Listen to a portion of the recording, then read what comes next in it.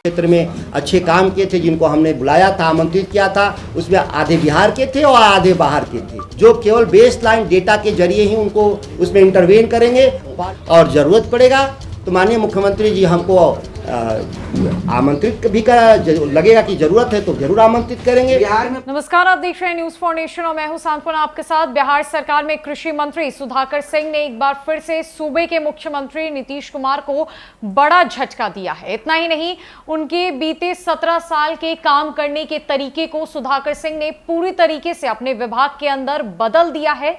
कृषि road map को सुधाकर सिंह ने बदलकर उसमें अधिकारियों की भूमिका को सीमित कर दिया है। जहां पहले सीएम नीतीश कुमार की तरफ से कृषि रोड मैप तैयार किया जाता था और इसमें किसी मंत्री का कोई हस्तक्षेप नहीं होता था, वहीं अब सुधाकर सिंह ने कहा है कि हम मुख्यमंत्री नीतीश कुमार के रास्ते पर नहीं चलेंगे, उनके रास्ते कमजोर है, उनके रास्ते पर अब कृषि विभाग नहीं चलेगा। कृषि रोड मैप नए तरीके से तैयार किया जाएगा, जिसमें अहम भूमिका किसानों की, व्यापारियों की और साइंटिस्ट की होगी। इसमें मंत्रियों के हस्तक्षेप किए जाएंगे जहां पर जरूरी होगा। दरअसल बीते कई दिनों से सुधाकर सिंह और सीएम नीतीश के बीच नोक झोंक जारी है, जहां सबसे पहले सुधाकर सिंह ने अपने बयान में कहा था कि कृषि विभाग में कई चोर है और मैं चोरों का सरदार हूं, लेकिन मुझसे ऊपर भी कोई सरदार है, जिसके बाद नीतीश कुमार ने अपनी नाराजगी जाहिर की थी। इतना ही नहीं, मंगलवार को हुए कैबिनेट की बैठक में जब नीतीश कुमार ने बतौर मुख्यमंत्री सुधाकर सिंह से सवाल करना चाहा तो वो बिना जवाब दिए कैबिनेट मीटिंग से बाहर हो गए और सीधे राबड़ी पहुंचे, जहां पर उन्होंने आरजेडी सुप्रीमो लालू प्रसाद यादव से मुलाकात की। मुलाकात के बाद उन्होंने मीडिया कर्मियों से यह साफ साफ कहा कि मुझे मंत्री तो तेजस्वी और लालू प्रसाद यादव ने बनाया है, इसमें नीतीश कुमार का क्या रोल है। इसके बाद ये नोकझोंक और भी ज्यादा आगे बढ़ती गई।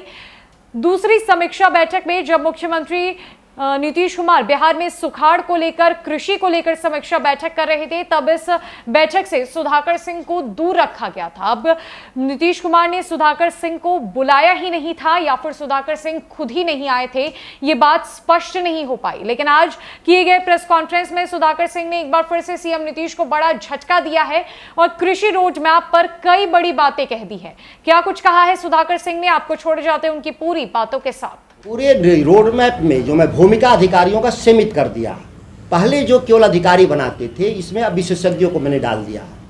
देश भर के विशेषज्ञों की परसों दिन आप देखे होंगे, करीब लगातार 12 घंटा मैंने उनके साथ जो अध्ययन और देश भर के जो पद्मश्री थे, जो कृषि क्षेत्र में अच्छे काम किए थे, जिनको हमने बुलाया था, आमंत्रित किया था, उसमें आधे बिहार के थे और आधे बाहर के थे। तो हम विशेषज्ञों की भूमिका को मैं बढ़ा दिया हूँ।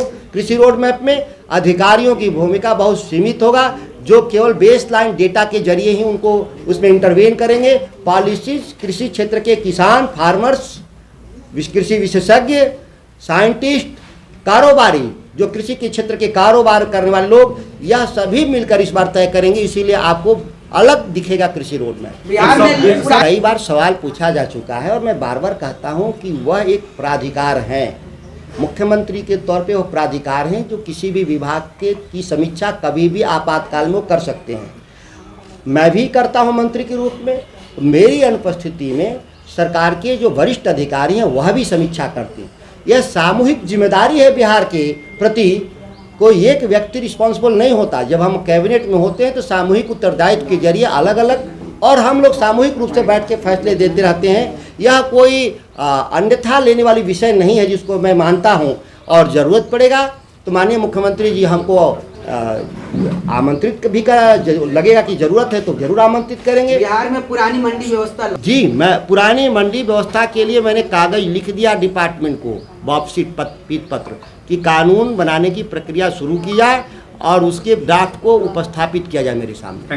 क्या राजद के मंत्रियों की बात नीतीश कुमार नहीं मानते हैं? यह सरकार यूपीए की सरकार है, सभी अपने अपने कामों में लगे हुए हैं बढ़िया से।